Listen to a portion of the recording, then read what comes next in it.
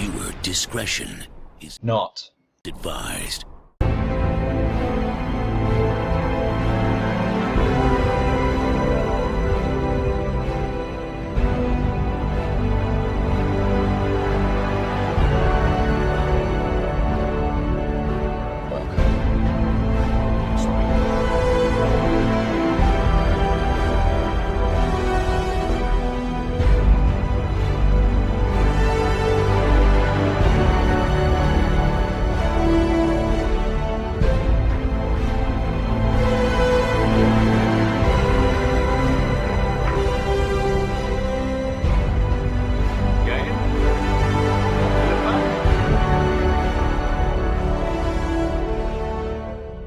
Who's here?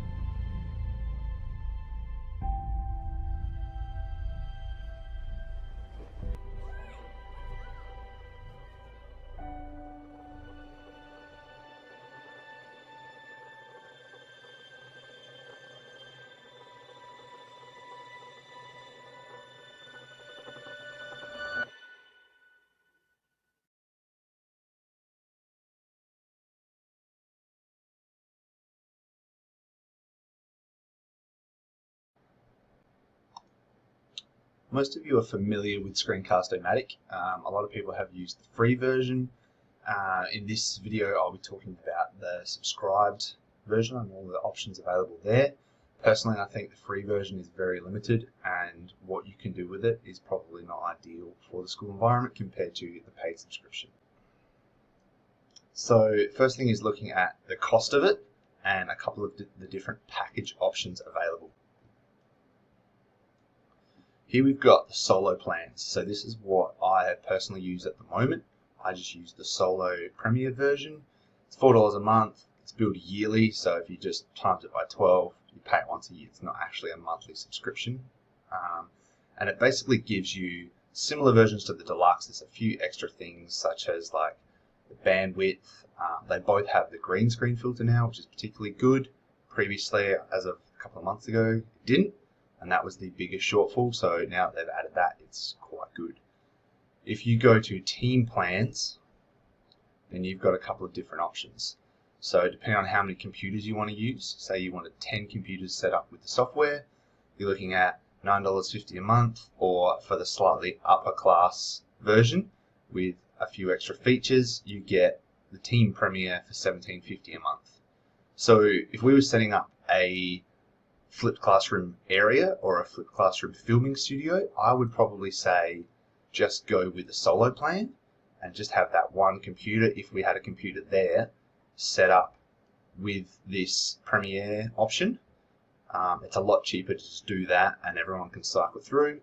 And then from that point, if they want to do their own flipped lessons outside of the studio, I would probably suggest they just buy their own cheap version, and then they could even come in and use the software to edit later if they wanted to.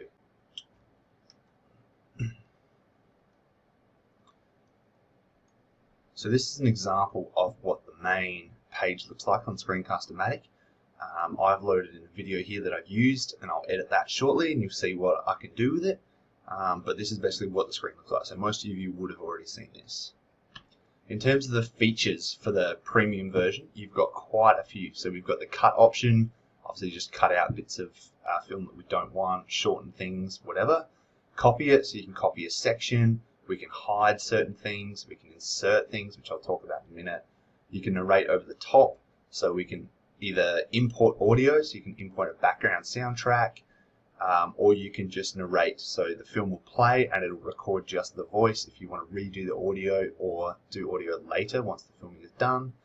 Overlay I use quite a lot, so you can put images or text over the top of the film that will float in and out. You can change the transitions, all those sorts of things. Replace, I don't use a whole lot. Speed, so you can speed up and slow down. So especially for some of my science videos, I've used this to really slow down videos. You can create your own sort of version of a slow-mo, or if you need to, you can speed up a section by a little bit just to make it move a little bit faster. Transitions give you, as it implies, very similar to PowerPoint, how you want things to slide from one to the other, whether it fades out or swipes off the page, whatever. And then lastly, volume gives you the option to adjust individual volumes. So Screencast will record both the computer's audio, if there's sound effects or whatever that's playing on the computer, as well as the voice. So I can adjust those accordingly. If the computer audio is too loud and I can't hear myself, I can turn it down. Or if I'm too loud on the video, I can turn myself down. I can even mute it. So if at any point I need to just mute myself so that you don't hear the microphone running when there's a video playing, for example, I can just mute that section and then you don't have any disturbing noise in the background that you don't want. So when you go to insert, you've got a few options here. I can insert a new recording, which will just go back to the recording setting, and I can just add a video or a new screenshot of wherever the mouse was holding at that point. I can import an existing recording. So this is something I've used quite a lot. So this, even though it says recording, you can insert video files as well. So that's what we've got here. So this is very good. I use this a lot when I download YouTube videos. 6 million ways to die. Choose one.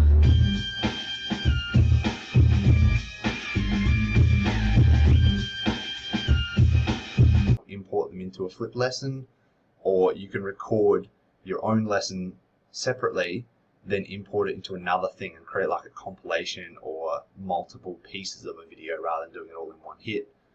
And you can insert a pause, which will just hold a video for an amount of time. So if there's part of a scene or something that you want to hold and narrate over the top of it, you can insert the pause, talk for 30 seconds, and then it'll continue to play from that point.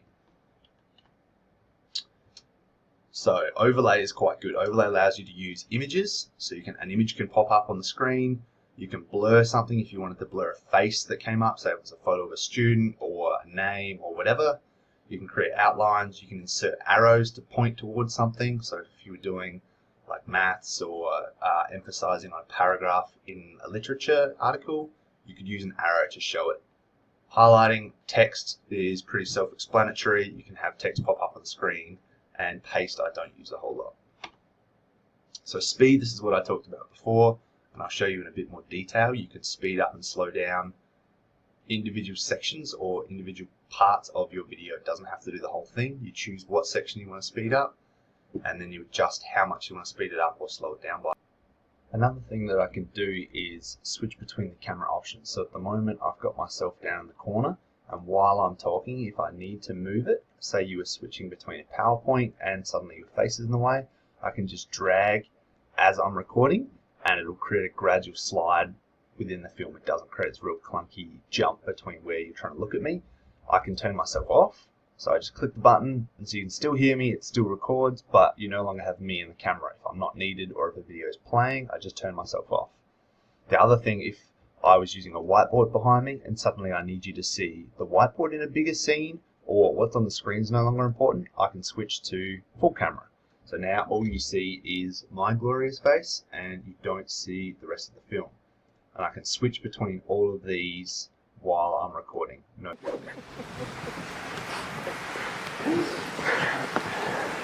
Thank you. You love me.